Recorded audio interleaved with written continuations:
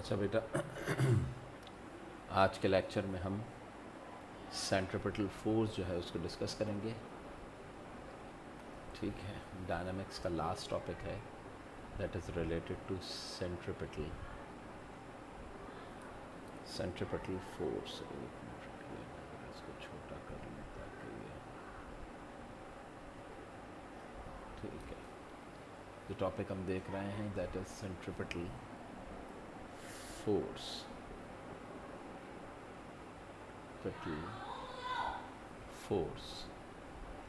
अच्छा एक मिनट और रुकिएगा ज़रा, हम ये इसके कॉर्नर्स जो हैं उनको भी जज कर लें कि कॉर्नर्स जो हैं वो सही आ रहे हैं।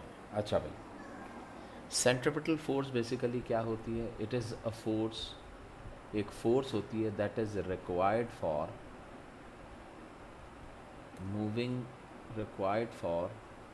मूविंग एन ऑब्जेक्ट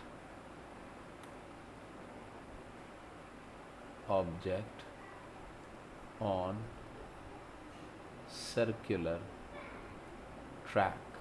किसी चीज़ को सर्कुलर ट्रैक के ऊपर मूव कराने के लिए आपको जो फोर्स रिक्वायर्ड होती है, उस फोर्स को, कौन सी फोर्स? ऐसी force required to moving an objects on a circular, किसी गोल ट्रैक के ऊपर मूव कराने के लिए जो फोर्स रिक्वायर्ड होगी that is called centripetal force.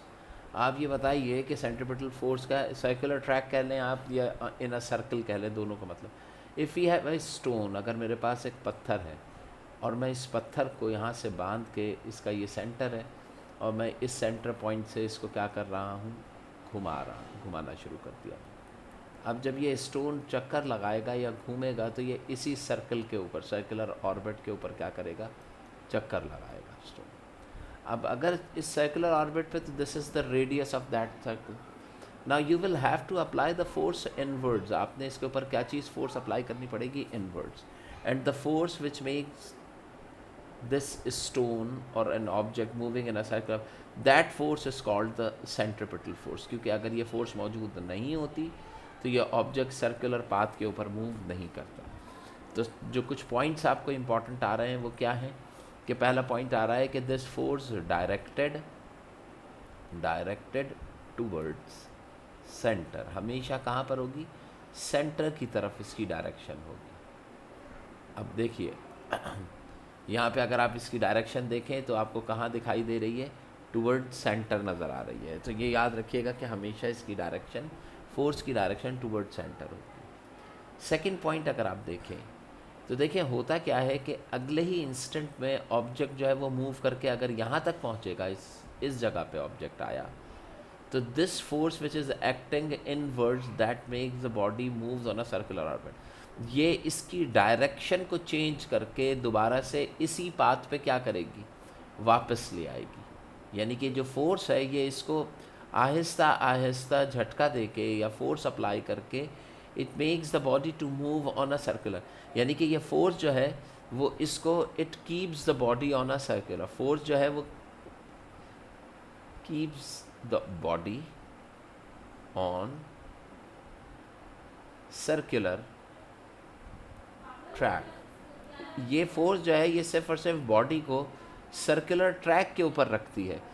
How it is going to be done? By changing. कैसे में रख रही होती है? बाय चेंजिंग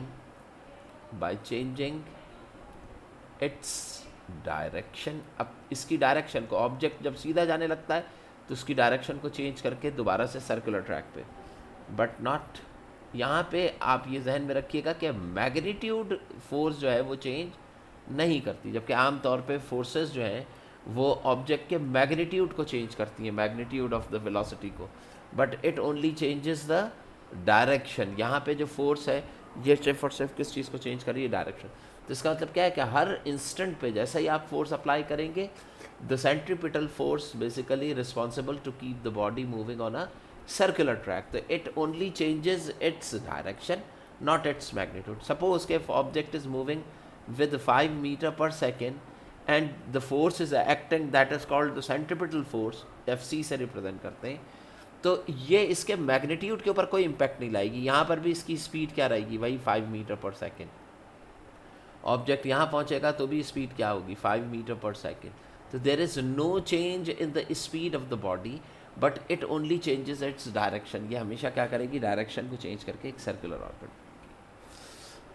तो ये चीज़ आपको पता होनी चाहिए। अच्छा, सेकेंडली, अब अगर ये इस इंस्टेंट पे यहाँ पर है या इस इंस्टेंट पे यहाँ पर है, तो the velocity, the direction of the velocity is in the black. ये जो ब्लैक लाइन मैंने ड्रॉ की है, this would be the direction of velocity. ये जो ब्लैक लाइन है, ये डायरेक्शन है, ये इस डायरेक्शन, ये इसकी किसकी डायरेक्शन होगी, वेलोसिटी की direction.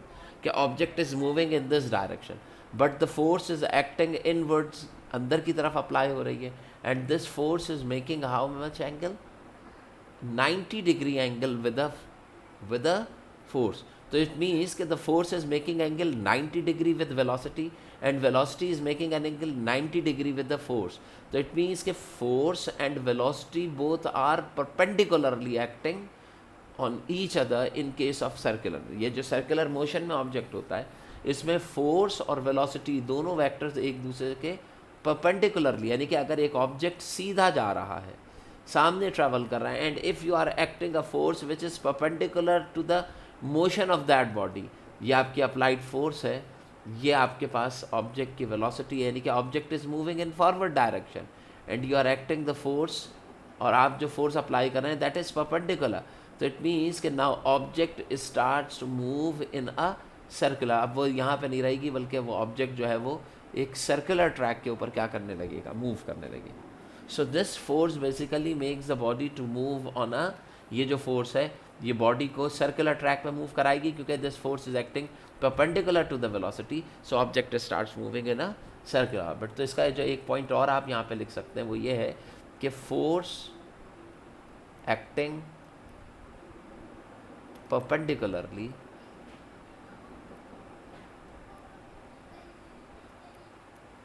To the object motion, यानी कि ऑब्जेक्ट के मोशन के कैसे हो गए, परपेंडिकुलर, यानी कि ऑब्जेक्ट के मोशन का मतलब क्या हो गया, वेलोसिटी के क्या रहेगी वो फोर्स, परपेंडिकुलर। ये जो फोर्स एफ है that is perpendicular to its velocity, यानी कि एफ जो है is said to be perpendicular to the velocity of that object body. अब ज़रा देखिए कि अगर मैं इस केस में ऑब्जेक्ट सपोज इस पॉइंट पे आएगा तो direction of velocity is in this direction, इस पॉइंट पे होगा तो direction of velocity is in this direction, इस पॉइंट पे होगा तो direction. So the velocity direction, अगर मैं एक पॉइंट और लिखना चाहूँ तो these lines are basically the tangent drawn on the circle. इन लाइन्स को हम इन फॉर्म ऑफ ज्योमेट्री कहते हैं। ये लाइन्स जो होती हैं ये क्या है, ये कहलाते हैं tangents. These all lines are called tangents. ये भी टेंजेंट है, ये भी टेंजेंट है, ये भी टेंजेंट है और ये भी टेंजेंट है। तो इसका मतलब क्या है कि वेलोसिटी v जो होगी that making tangent on the edge of circle के एज के ऊपर क्या बना रहा होगा, v जो है वो हमेशा क्या चीज़ फॉर्म करेगा, टेंजेंट। तो ये भी आपको जहन में आना चाहिए कि ऑब्जेक्ट की मोशन की डायरेक्शन हमेशा क्या होगी, टेंजेंशियल होगी, टेंजेंट बना रही होगी to the edge of the circle. सही। अब मसलन अगर मैं इधर आता हूँ और पूछता हूँ यहाँ पे क्या डायरेक्शन होगी ऑब्जेक्ट की मोशन की, तो ये वेलोसिटी की डायरेक्शन हो गई। This line also making a tangent on the edge. Tangent कहते हैं किसी एक पॉइंट को टच करती हुई लाइन सर्किल के एज पर। तो अब आप यहाँ पे देखिए कि if we cut the rope, अगर मैं रोप को क्या करूं, कट करूं। अब ज़रा देखिए यहाँ पे मैं दोबारा से फिगर ड्रॉ करता हूँ। ये ऑब्जेक्ट है, ऑब्जेक्ट इज मूविंग इन सच अ वे, ये इसका सेंटर पॉइंट हो गया, force is acting inwards. Now अगर ऑब्जेक्ट यहाँ से मूव कर रहा है तो the direction of velocity should be in this direction. This is the direction of velocity and it is the both are perpendicular to one another. Now in this case अगर यहाँ से move करते हुए अचानक मैं क्या करूँ कि आपके पास ये रोप को यहाँ से क्या कर दूँ, कट कर दूँ, तोड़ दूँ, रस्सी को ब्रेक कर दूँ, यानी कि फोर्स को क्या कर दूँ, centripetal force is represented by F and that is equal to 0 newton, 0 कर दूँ अगर अचानक। तो बताइए जैसे ही मैं फोर्स एक्ट करना बंद करूंगा तो इट मीन्स कि ऑब्जेक्ट जब यहाँ पहुँचेगा तो there will be no force in order to move that body और keep that body on a circular track. तो ये ऑब्जेक्ट जो होगा it will make a tangent and move in the forward direction with constant speed, यानी कि object इसी direction में आगे की तरफ ट्रैवल करना शुरू कर देगा विद अ कांस्टेंट। तो if we cut the rope then object starts moving with constant speed making a tangent to the edge of the circle in the direction of velocity. ठीक है, तो if we cut the rope, अगर हम रोप को क्या करते हैं, cut करते हैं, if we cut the rope object moves by making a tangent on the edge of the circle.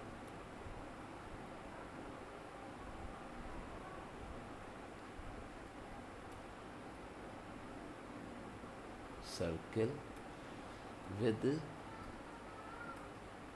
constant velocity, यानी कि कांस्टेंट वेलोसिटी से ऑब्जेक्ट जो है वो एज ऑफ द सर्कल के ऊपर क्या करता जाएगा, ट्रैवल करता चला जाएगा। तो इसमें से इंपॉर्टेंट पॉइंट्स क्या क्या थे, if we cut the rope the object moves making a tangent, object क्या करेगा, एक टेंजेंट ड्रॉ करेगा सर्कल। ये देखिए ये टेंजेंट ड्रॉ करता हुआ ऑब्जेक्ट आगे की तरफ जा रहा है। Now object is moving in the forward direction at the edge of the circle, circle के एज पर विद अ कांस्टेंट स्पीड। इसकी स्पीड अब क्या रहेगी, पहले जब ये घूम रहा था तब भी इसकी लेट सपोज स्पीड थी 5 मीटर पर सेकेंड, तो it will move in forward direction with 5 metre पर second speed and it will continue its motion until unless another force is acting on it to stop that body. ठीक है, अच्छा अब इसकी mathematical calculations देख लेते हैं। अब आप जानते हैं कि if there is an object which is moving on a circular track, अगर एक ऑब्जेक्ट सर्कुलर ट्रैक के ऊपर मूव कर रहा है तो there would be some radius here on which it is moving, और इसके ऊपर अप्लाई होने वाली फोर्स सेंट्रीपिटल फोर्स F है। Let M be the mass of that body, इस ऑब्जेक्ट के मास को मैं किससे रिप्रेजेंट कर रहा हूँ, M से। तो अब ये बताइए कि according to the law of force F is equals to formula क्या होता है, MA। But if we are considering centripetal force तो the acceleration should be centripetal acceleration. अब ये जो सेंट्रीपिटल एक्सेलरेशन होता है AC, इसकी वैल्यू होती है v²/r, यानी कि वेलोसिटी का square divided by r is the formula of centripetal acceleration. And centripetal acceleration is than acceleration which is going to be built up due to change in direction. It is the acceleration that is due to change in direction. ये किसकी वजह से buildup होता है, direction की change, not magnitude. Magnitude की base के ऊपर बिल्डअप नहीं होता, बल्कि भाई पहले जो एक्सेलरेशन होते थे तो मैग्नीट्यूड की बेस पे बिल्डअप होते थे। अब ये एक्सेलरेशन डायरेक्शन की बेस पे बिल्डअप हो रहा है, वरना पहले एक्सेलरेशन का फॉर्मूला जो होता था वो होता था a=vf-vi/t। यहाँ पे देखें change of magnitude of velocity आ रहा है, but in this case velocity is remain the same और कांस्टेंट, a की वैल्यू v की आ रही है। So this is due to the change in the direction. तो we have a separate formula for that. So in order to calculate the value of Fc, we will write mass is the mass of that body multiply by, यहाँ पे आपके पास क्या आ जाएगा, v²/r। तो we have formula mv²/r। This is the formula for centripetal force which is acting on an object to move in a circular orbit। अगर किसी object को circular orbit में मूव कराना है and you want to calculate its magnitude or value, then we have formula mv²/r। अब आप यहाँ पे देखें कि यहाँ पे जो सेंट्रीपिटल फोर्स है, ये सेंट्रीपिटल फोर्स जो है वो ग्रेजुअली जो है वो ऑपरेट होगी और ऑनवर्ड्स आगे की तरफ चलेगी। सेंट्रीपिटल फोर्स की डायरेक्शन जो है वो टुवर्ड सेंटर होती है। सेंट्रीपिटल फोर्स जो है इसमें ये भी आपके पास कि if we increase the mass there is a specific relation between mass and radius। mass और इसी इक्वेशन में हम डिफरेंट रिलेशंस निकाल सकते हैं। मसलन मैं r को ऊपर मल्टीप्लाई करूं तो देखिए r यहाँ पे आ जाएगा, Fc इज़ द फोर्स, और यहाँ पे क्या है v²/r, सॉरी v², खाली v² आएगा, r तो नहीं आएगा क्योंकि r हम ऊपर लेके चले गए। अब आप यहाँ पे देखें इस केस में इस केस में अगर आप देखते हैं तो आपको ये चीज़ नज़र आएगा कि this R and this radius R and M, mass M, radius R और mass M both varies directly with each other. यानी कि अगर एक ऑब्जेक्ट जो है वो मूव कर रहा है and if we increase its mass so its radius is going to be increase. अगर मैं किसी चीज़ का मास बड़ा ज़्यादा रखूँगा तो रेडियस ज़्यादा होगा, more mass more radius, less mass less radius. ठीक है, तो यहाँ पे आप ये चीज़ जहन में रखिएगा कि मास अगर, अब इसको समझाने के लिए एक प्रिंसिपल होता है, प्रिंसिपल ऑफ सेंट्रीफ्यूज, इस कॉन्सेप्ट को प्रिंसिपल ऑफ सेंट्रीफ्यूज। अब ये प्रिंसिपल ऑफ सेंट्रीफ्यूज क्या है? ये एक ऐसा रूल है जिसके थ्रू आप क्या करें कि एक डिस्क ले लीजिए, एक कंटेनर, एक प्लेट ले लें सर्कुलर, ठीक है, ये यहाँ पे मोटर से कनेक्ट की गई है और यहाँ पे आपने बहुत सारे छोटे बड़े कई एक तरीके के पत्थर जो है, स्टोन्स जो हैं, इससे आपने इसको क्या कर लिया, भर लिया है। ठीक है, इसमें से कुछ स्टोन्स जो हैं वो बहुत बड़े हैं और कुछ स्टोन्स जो हैं वो छोटे हैं। अब आप क्या करें कि you are moving, you are rotating that plate with a uniform speed, एक यूनिफॉर्म स्पीड के साथ इसको क्या करें, घुमाना शुरू करें।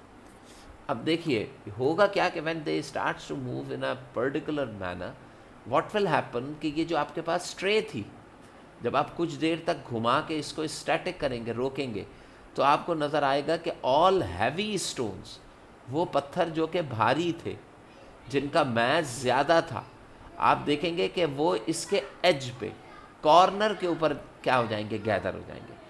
इससे छोटे मास जो होंगे वो उससे अंदर गैदर हो रहे होंगे इस जगह पर, ठीक है, और उससे भी छोटे मास जो होंगे वो और क्लोज, यानी कि सेंटर पे आपके पास मास क्या होगा, लेस मास पार्टिकल जो होंगे that is gathered at centre, centre पे आ जाएंगे, और जो हैवी पार्टिकल्स होंगे दे मूव्स अवे, हैवी पार्टिकल्स जो होंगे वो अवे मूव कर जाएंगे। तो ये आपके पास, आप जानते हैं कि according to this formula we have more mass more radius, less mass less radius. अगर मास ज़्यादा है तो आपको रेडियस क्या मिलेगा, सेंटर से, आपको सेंटर पॉइंट से रेडियस जो मिल रहा होगा वो आपको ज़्यादा मिलेगा, और लेस मास का रेडियस क्या मिलेगा, कम। अच्छा, एक तरीक़े से ये भी कहा सकता है it is due to inertia. अब यहाँ पे बताइए लेस मास का इनर्शिया कम है लिहाजा ये क्लोज रहे, लेकिन हायर मास का इनर्शिया ज़्यादा था तो it starts moving away from the centre. तो हैवी ऑब्जेक्ट्स गोल घूमने में हमेशा क्या हो जाएगा, दूर चला जाएगा और करीब दूसरे ऑब्जेक्ट्स आ जाएगा। तो इसी बेस पे एक सेंट्रीफ्यूज मशीन भी बिल्डअप की गई है, और उस मशीन में क्या किया जाता है कि आप क्या करते हैं कि एक मशीन होती है जिसके अंदर आप क्या करते हैं, एक टेस्ट ट्यूब्स जो होती हैं, टेस्ट ट्यूब्स, उसके अंदर आपके पास डिफरेंट लिक्विड्स यहाँ पे मौजूद होते हैं जिसमें इम्प्योरिटीज़ एड अप होती हैं। इस सेंट्रीफ्यूज मशीन के अंदर इन टेस्ट ट्यूब को प्लेस किया जाता है, और प्लेस करके आप क्या करते हैं, इसको रोटेट कराते हैं। ये एक यहाँ पे लगा दिया आपने टेस्ट ट्यूब, एक टेस्ट ट्यूब आपने यहाँ लगा दी, इसमें भी आपने क्या किया है, जैसे ब्लड हो गया या कोई भी लिक्विड ऑयल हो गया वो इसके अंदर फिलअप कर देते हैं। अब इस मशीन को एक मोटर से कनेक्ट करके इस मशीन को क्या कराया जाता है, रोटेट कराते हैं। जब ये रोटेट करती है तो रोटेशन में जो हैवी पार्टिकल्स होते हैं लिक्विड के अंदर, दे स्टार्ट्स गैदरिंग एट बॉटम, नीचे हैवी पार्टिकल्स जो होते हैं वो तमाम के तमाम, उससे लाइटर वन जो होते हैं वो उससे ऊपर गैदर हो जाते हैं यहाँ पर, फिर उससे लाइटर वन जो होते हैं वो इससे ऊपर यहाँ पे गैदर हो जाएंगे, और इससे लाइटर वन जो होंगे वो और ऊपर गैदर हो जाएंगे। तो इसका मतलब क्या है कि पार्टिकल्स जो होते हैं अपनी डेंसिटी की बेस के ऊपर इस टेस्ट ट्यूब्स के अंदर क्या हो जाते हैं, सेपरेट हो जाते हैं। ऑयल जो होते हैं वो अगर मिक्स हुआ हुआ है डिफरेंट डेंसिटीज़ का तो हम इसको ऐसे ही गैदर करते हैं। तो ये प्रिंसिपल ऑफ सेंट्रीफ्यूज है जिसके ऊपर ये मशीन वर्क करती है, और हम डिफरेंट डेंसिटीज़, अगर आपके पास डेंसिटीज़ सब्सटेंसेस की डिफरेंट है तो डिफरेंट डेंसिटीज़ के ऊपर हम एज अ सेपरेटर इसको इस्तेमाल करते हैं, यानी कि डेंसिटी। इसी तरीके से आपने ये भी देखा होगा कि मिल्क सेपरेटर, यानी कि जो क्रीम सेपरेटर होता है, जैसे क्रीम सेपरेटर होता है, यानी कि मिल्क के अंदर से जो क्रीम को सेपरेट किया जाता है वो भी इसी बेस पे किया जाता है कि कंटेनर के अंदर आप क्या करते हैं, मिल्क ले लेते हैं, और आप जानते हैं कि मिल्क के अंदर क्रीम जो होगी वो क्रीम जो है वो छोटे छोटे पार्टिकल्स की फॉर्म में मौजूद होती है। अब जब आप इसको रोटेट कराते हैं, घुमाते हैं, या आपने लस्सी में भी देखा होगा कि लस्सी को जब धोनी से जब उसको चलाया जाता है तो जो तमाम क्रीम होती है वो कॉर्नर्स पे गैदर हो जाती है। अगर वो कॉर्नर्स पे आ रही है तो इसका मतलब क्या है कि जो क्रीम के पार्टिकल्स होंगे, ये पार्टिकल्स जो होते हैं वो हैवी पार्टिकल्स होते हैं। तो जब आप इसको, इस वाले पार्ट को जब आप रोटेट कराते हैं तो इस रोटेशन से क्या होता है कि ये हैवी पार्टिकल्स जो होते हैं ये कॉर्नर पे गैदर हो जाएंगे, और आपको तमाम पार्टिकल्स जो हैं, तमाम क्रीम जो है वो इस कॉर्नर के ऊपर सेपरेटर के तौर पे अलहदा हो जाती है, अलग मिल जाती है। इसी तरीके से वॉशिंग मशीन के अंदर भी यही चीज़ इस्तेमाल की जाती है कि अगर हम वॉशिंग मशीन को देखें तो वॉशिंग मशीन के अंदर देखिए, यहाँ पे मैं बता देता हूँ, वॉशिंग मशीन के अंदर जो वाटर सेपरेटर होता है वो भी प्रिंसिपल ऑफ सेंट्रीफ्यूज का, मसलन पानी कपड़े के अंदर से if you remove the water, आपने रिमूव करना है किस चीज़ को, वाटर को, तो वाटर को क्लोथ से रिमूव करने के लिए क्या किया जाता है कि कंटेनर होता है, वो कंटेनर परफोरेटेड होता है, इसके अंदर होल्स होते हैं, बहुत सारे सुराख होते हैं। अब किया क्या जाता है कि इसके अंदर आप क्या करते हैं कि इसमें आप गीला कपड़ा जो भी आपको दिया हुआ है वो आपने कपड़ा इसमें डाल दिया, और कपड़ा डालने के बाद इस कंटेनर को आप क्या कराते हैं, रोटेट कराते हैं। जब रोटेशन होती है तो इस कपड़े के अंदर जो वाटर के ड्रॉपलेट्स होते हैं, जो पानी होता है, वाटर ऑलवेज भी हैवी, पानी के ड्रॉपलेट्स जो होते हैं वो हैवी होते हैं। जब वो गैदर होते हैं वो थ्रो करेंगे, वो मूव करेंगे आउटवर्ड डायरेक्शन में, तो ये जो आपके पास परफोरेशन है, जो होल्स हैं, उनमें से होल्स के अंदर से ड्रॉपलेट्स की फॉर्म में पानी जो होगा वो कहाँ आ जाएगा, बाहर की तरफ आ जाएगा, और पानी जो होगा, वाटर जो होगा वो बाहर गैदर हो जाएगा, और कपड़ों के अंदर से पानी जब बाहर निकल जाएगा तो ये जो होंगे ये खुश्क हो जाएंगे, ठीक है, ड्राई हो जाएंगे। तो वॉशिंग मशीन का जो ड्रायर होता है ये भी बेसिकली वर्क करता है on the basis of principle of centrifuge के ऊपर। इसके अलावा आपने देखा होगा कि वो बुढ़िया के जो बाल बनाए जाते थे जिसके अंदर वो शुगर डाल के उसको रोटेट कराते हैं, तो वो उसके अंदर भी आपके पास क्या होता है, वही सेपरेटर होता है जिसकी वजह से बारीक जो है वो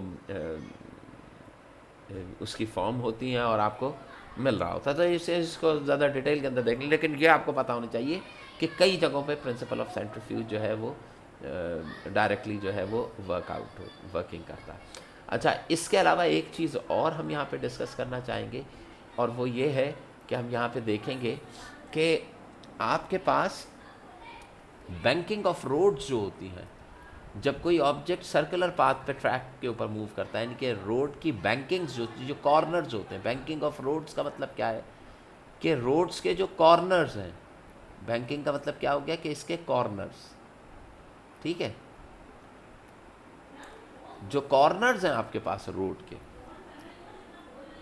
वो उमूमन क्या किए जाते हैं, वो एक तरफ से अप रखे जाते हैं, एक तरफ, यानी कि अगर रोड है, रोड उमूमन आप देखें अगर रोड ऐसे है, स्ट्रेट है, सीधी, ठीक है, तो इसको सीधा नहीं रखते, एक कॉर्नर से हम थोड़ा सा क्या कर देते हैं, अप कर देते हैं रोड। अगर गाड़ी ऐसे आ रही है और टर्न करने के लिए जाएंगे तो इसको सेंट्रीपिटल फोर्स नहीं मिलेगी। लेकिन देखिए, if car is moving on a circular track on a road where the banking of the roads are up, ऊपर की तरफ हो, तो ऐसी सूरत में देखिए क्या होगा। देखिए ये गाड़ी है, अब देखिए weight of the car is acting directly downwards, अब गाड़ी को ऐसे टर्न करना है, तो देखिए इसका फ़ायदा क्या होगा कि वेट का एक कंपोनेंट जो होगा वो एक्ट करेगा इस डायरेक्शन में, component of weight, y component of weight, which is acting in this direction, and this direction object is moving in this direction, this is the speed or the velocity component, and the force acting in this direction, that is the y component of the, so both this the component of the weight acting just like a centripetal force which makes the body move on a circular track। तो आपने देखा होगा कि जब आप move कर रहे होते हैं किसी सर्कुलर ट्रैक पर, तो आप उसके कॉर्नर्स को थोड़ा सा अप रखते हैं, और अप रखने से क्या होता है कि आपके पास जो सेंट्रीपिटल वेट का एक कंपोनेंट जो होता है वो सेंट्रीपिटल फोर्स को इंक्रीज कर देता है, जिसकी वजह से गाड़ी जो है वो सर्कुलर ट्रैक के ऊपर इजीली जो है वो मूव कर जाती है। ठीक है बेटा, तो इसको यहीं तक रखते हैं।